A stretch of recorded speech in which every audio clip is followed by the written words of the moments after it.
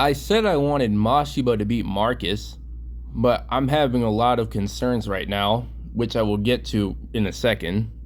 Now we know Marcus commits fouls like if there was no rules to boxing, but then at the same time, how much does he throw? Or how dangerous do the fouls be? Well, first, let's hear what Ippo has to say. He says that he has 25 fights, 20 wins, 2 losses, and 3 no contests. And of those 2 losses and no contests, they were all due to his opponents getting too bloodied up to continue fighting. Then Ippo says that he's an aggressive infighter, so it's way easier for him to land fouls.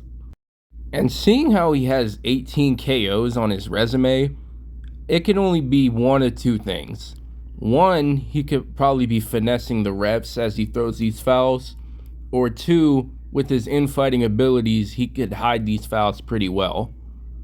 So I looked back at all the fights Mashiba fought from Sawamura up to now, and here's what I noticed. First, it was Mashiba's comeback match against Aaron Domingo, and this is what happened. This was Mashiba's second time he was getting fouled, but at least this time that he didn't fight back using fouls as well. Next was when he fought Romeo on the undercard of Takamura vs Bison. There was nothing much to explain about this fight. All Romeo was doing was going for counters, and Mashiba managed to figure that out. Next was Mashiba vs Iga.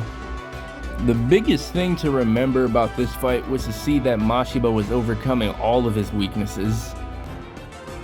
This was yet another match where Mashiba had to deal with fouls. But Mashiba was getting angry when Iga was throwing all those headbutts and elbows, but he was able to calm himself down. But then there was something else about this match that caught my attention. Kimura is saying that Iga's game plan is a near-perfect anti-Mashiba strategy. The anti-Mashiba strategy that Kimura is talking about here is that he wants Mashiba to get pissed off so that Mashiba could start swinging, and then he could leave himself wide open so it'll be easier for his opponent to land hits. And by doing this, Iga is using styles that push Mashiba to his farthest.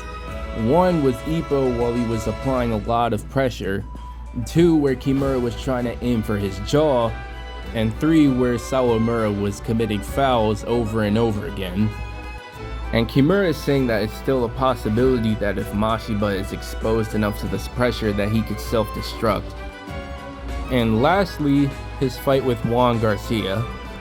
And this also wasn't even the first time that Mashiba was having a battle with himself about whether he should foul his opponent or not. So in the end, he just came to the conclusion that he should just box him. And what I said before about Kimura saying that if he's exposed enough to the pressure that he would self-destruct, Mashiba did say that he felt the same hopelessness when he fought Miyata back in the Rookie King tournament. So then Mashiba was feeling the pressure when he fought Garcia, but once again he was able to calm himself down. These weren't the only things that I noticed. All 4 of these fights, every single one of his opponents were infighters. So Mashiba should have a lot of experience fighting infighters. But however, there is one thing that I haven't seen yet. I haven't seen anyone try to step on his foot at all.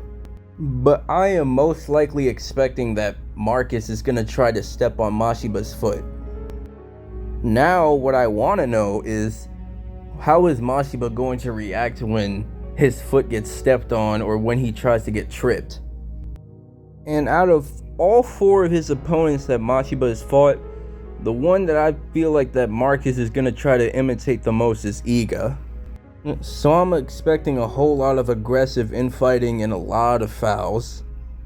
If Marcus was able to take the world championship by infighting and fouling, then I can be sure that this will be Mashiba's toughest fight.